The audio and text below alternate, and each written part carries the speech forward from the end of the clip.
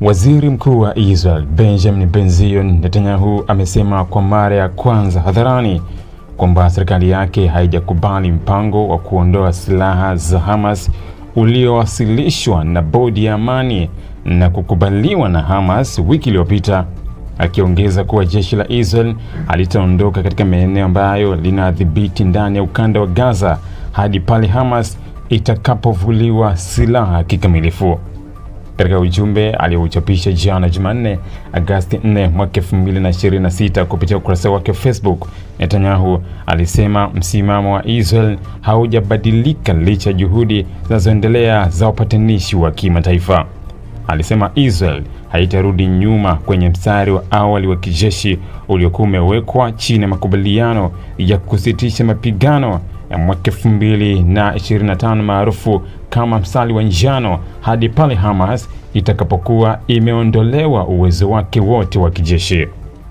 Kauli hiyo inaonekana kwenda kinyume na pendekezo la bodi ya amani ambalo linataka Israel irejee katika mstari huo wa awali kama sehemu ya utekelezaji wa mpango mpya wa kumaliza vita vya Gaza. Chini ya makubaliano hayo ya kusitisha mapigano na kubadilishana mateka yaliyofikiwa mwaka jana, Israel ilikuwa imeondoa vikosi vyake hadi kwenye mstari wa njano, lakini tangu wakati huo imeongeza maeneo ambayo inadhibiti kwa takribani 53% ya ukanda wa Gaza hadi zaidi ya 60%. Kwa mujibu wa mpango huo uliowasilishwa na bodi ya amani, Israel ilitarajiwa kuanza hatua za kujiondoa taratibu mara tu Hamas itakapoanza kukabidhi silaha zake na kuonyesha dhamira ya kuvunjwa kwa miundombinu yake ya kijeshi. Hata hivyo, Netanyahu amesema wazi kuwa hatua hiyo ya awali haiwezi kufanyika kabla ya Hamas kuvuliwa silaha kikamilifu. Katika maelezo yake, Netanyahu pia alizungumzia nafasi ya Marekani katika mchakato huo. Alisema Rais wa Marekani Donald Trump na timu yake wanaamini kuwa kuna uwezekano wa kuishawishi Hamas kukubali kuvuliwa silaha na kuondolewa kwa uwezo wa kijeshi ndani ya Gaza, lakini akabainisha kuwa Israel haijaridhishwa na rasimu ya pendekezo hilo. Rais Trump anafikiri au timu yake inafikiri kwamba wanaweza kuifanya Hamas ikubali kuvuliwa silaha na kuifanya Gaza isiwe na nguvu za kijeshi. Tunaliangalia swala hilo, walitutumia rasimu, hatukukubaliana nayo, haikuwa rasimu yetu, tuliwarudishia maoni yetu, alisema Netanyahu. Kauli hiyo inaonyesha kuwa serikali ya Israel imewasilisha mapendekezo ya marekebisho badala ya kukubali mpango huo kama ulivyowasilishwa.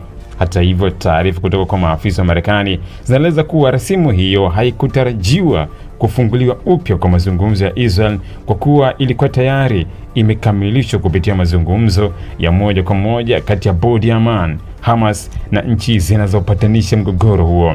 Nchi zilizoshiriki katika maandalizi ya mpango huo ni Misri, Qatar, Uturuki na Marekani, ambazo kwa miezi kadhaa zimekuwa zikifanya juhudi za kusaka suluhisho la kudumu la vita vya Gaza. Hamas tayari ilitangaza kukubali mpango huo wiki iliyopita, hatua iliyoongeza matumaini ya kufikiwa kwa makubaliano mapya ya kusitisha vita na kuanza mchakato wa kuijenga upya Gaza. Kwa mujibu wa afisa mmoja mwandamizi wa Marekani aliyewapa waandishi wa habari taarifa wiki iliyopita, pendekezo hilo ni mwendelezo wa mpango wa vipengele 20 uliowekwa mbele na Rais wa Marekani Donald Trump kwa ajili ya kumaliza vita vya Gaza. Wachambuzi wa masuala ya Mashariki ya Kati wanasema kuwa msimamo wa Netanyahu unaweza kufanya mazungumzo hayo kuwa magumu zaidi, hasa wakati Hamas tayari imeonyesha utayari wa kuendelea na mpango huo chini ya masharti yaliyowekwa na wapatanishi. Wanaeleza kuwa tofauti kuhusu muda wa kujiondoa kwa vikosi vya Israel na utaratibu wa kuvuliwa kwa silaha kwa Hamas ndizo zinazoendelea kwa vikwazo vikubwa katika kufikiwa kwa makubaliano ya mwisho. Huku juhudi za kidiplomasia zikiendelea, hatima ya mpango huo sasa inategemea iwapo pande husika zitaweza kufikia mwafaka kuhusu masharti ya usalama, uondoaji wa majeshi ya Israel na mchakato wa kuvunjwa kwa uwezo wa kijeshi wa Hamas, hatua ambazo zinachukuliwa kuwa msingi wa kumaliza vita vilivyodumu kwa muda mrefu katika ukanda wa Gaza. Ili kuwa mwanafamilia bora wa Global TV, usisahau kusubscribe, like, kushare na kucomment. Baada ya kusubscribe, bonyeza alama ya kengele ili kupata taarifa kwa kila video inayopanda Global TV Online.